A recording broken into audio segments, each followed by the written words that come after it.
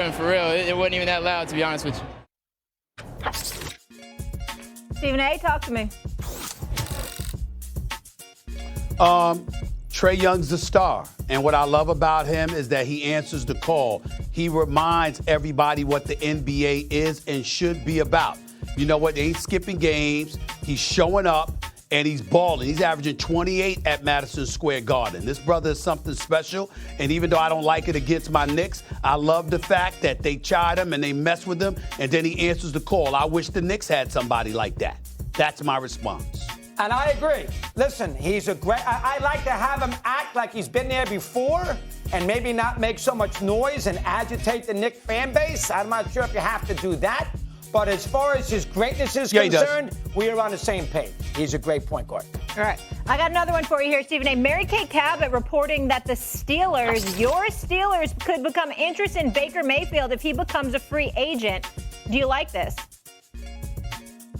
No, not interested at all. He's a Brown. He doesn't need to be contaminating the Steeler nation and the Steeler franchise and the Steeler tradition. He's good, but he's not great. And as far as I'm concerned, there's not that big of a difference between him and Mitchell Trubisky. I would have much rather preferred to have had Deshaun Watson, Joe Burrow, or Lamar Jackson wearing a Steelers uniform. But if we're going to go the route of bringing somebody in, they damn sure don't need to be an average to good player from the Cleveland Browns. No, thank you.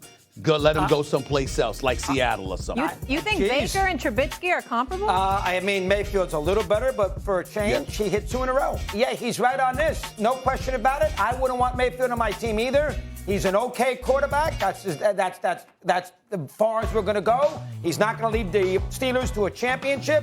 I also wouldn't want to have a Cleveland Brown on my team either if I was a Pittsburgh Steeler. I mean, I can't find a team, Carolina, Seattle, but why would it have to be Pittsburgh? Stevie A, 2 for 2, give him that. He's right. Why would you want Baker Mayfield? Trubisky's not any good, but he's not really. Mayfield's a little better, but it's not worth your aggravation. He's right about that. All right, well, keep in mind, Baker let me Mayfield say this did about have a Mitchell shoulder Trubisky injury real last quick. season, so let me just put that out there.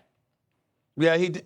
Well, I'll put that out there, but also Mitchell Trubisky was coached by Matt Nagy during his first struggling years. The reality of the situation is Mike Tomlin is a different animal, and the Steelers' offense will be a different animal. And I think as a result, Mitchell Trubisky, who has wheels and can move and is mobile, unlike Big Ben Roethlisberger at age 39 in his swan song, Mitchell Trubisky could make some good things happen. I don't think he's that great, but I think that we're going to see better from him than we saw in Chicago.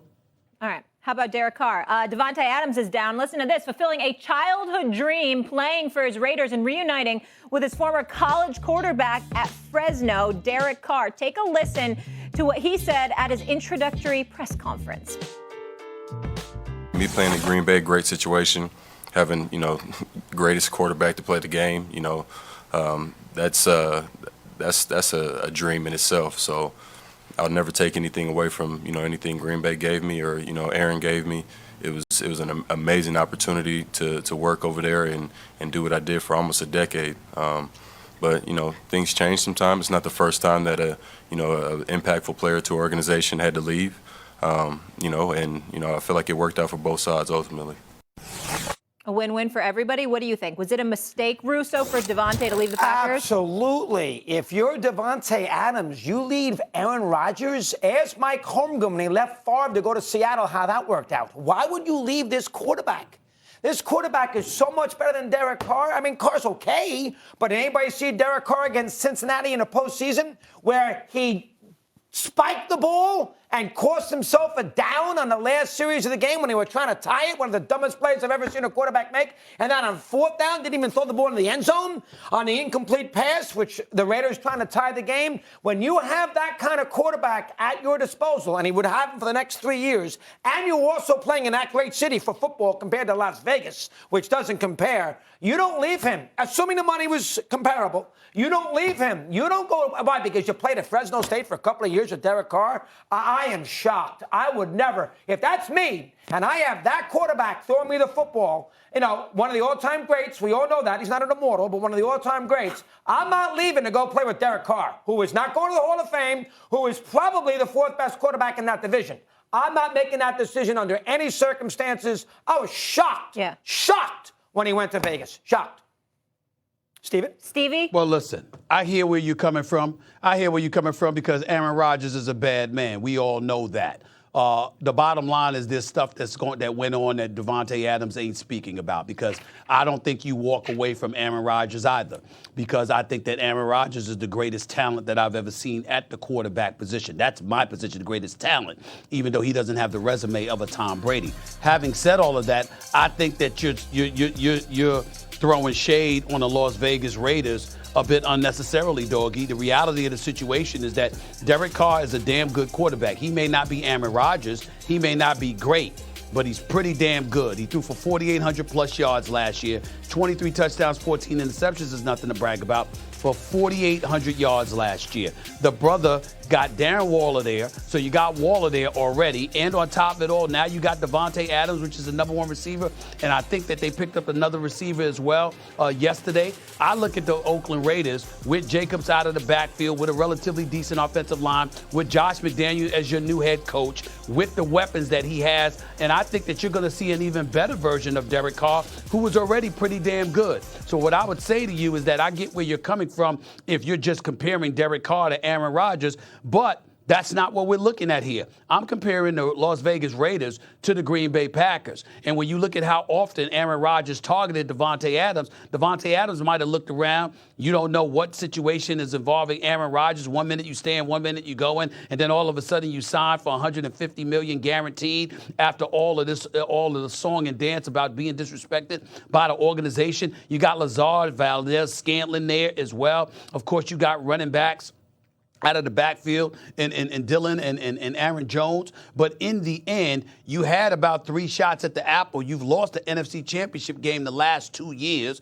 Okay, I want to try something new. It's with a quarterback that I'm incredibly familiar with, who can make all the necessary throws, who's never had a weapon like me to throw the ball to. I got a big-time tight end, one of the top 2 or 3 tight ends in all of football, in Waller as well. And I got a new coach in Josh McDaniels, who's got Super Bowl championship pedigrees in this background. I'm sorry. I don't think it's a bad move by Davante Adams at all, and I don't think you're looking at the big picture, to be quite honest with you.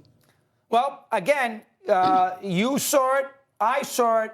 Those 2 drives that Carr led in Cincinnati, that's not the 85 Bear defense, in Cincinnati, 2 drives in the fourth quarter, Carr put up 3 points. And in the last drive, this is a guy, after they got a first down at the 5-yard line with time running out and no timeouts, he downed the boy, spiked it, and cost himself a down. That was Rodgers wouldn't have done that. Rodgers would have done some other things, but he wouldn't have done that. And then he threw it on 4th down. What do you mean he wouldn't have done some other things? He didn't put the ball in the end zone. So if he completed the pass, which he didn't, was intercepted, they still would have lost. He's not as good. Why, Stephen? When you have Rodgers there, who is a top 10 quarterback probably in history, Carr's not going to the Hall of Fame. Why would? And he's a receiver. You know these receivers, they're divas. They want the ball thrown to them constantly. They want a lot of yards, and they want all the touchdowns. Why would you leave Rodgers to go play for a quarterback who's not half as good? Why would you do that?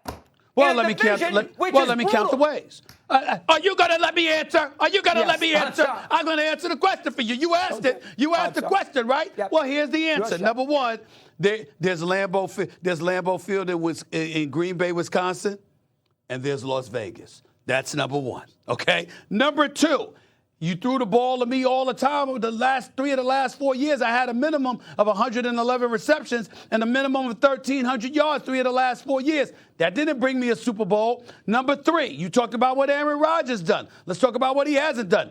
Those first 3 downs before Matt LaFleur